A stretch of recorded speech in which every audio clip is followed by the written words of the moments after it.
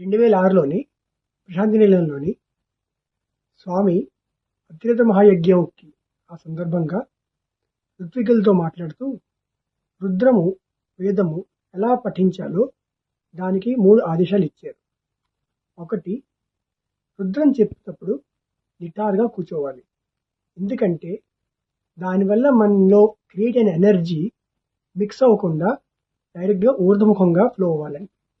రెండోది, ఎప్పుడు మనం రుద్రం పఠిస్తామో వేదం పఠిస్తామో అప్పుడు మన కళ్ళు ఇటు అటు కాకుండా ఏకాగ్రతతో బయట ఏదో ఒక వస్తువుని చూస్తూ లోపల మన అంతర్ముఖంలోని స్వామిని లేకపోతే దేవుణ్ణి తలుచుకుంటూ లేకపోతే మంత్రం మీద మన ధ్యాస పెట్టి ఉండాలని చెప్పారు. మూడోది ఏం చెప్పారంటే, మనం ఎప్పుడైతే సామూహికంగా రుద్రం పఠిస్తామో అప్పుడు అందరూ ఒకే కంఠంతో పఠించాలి.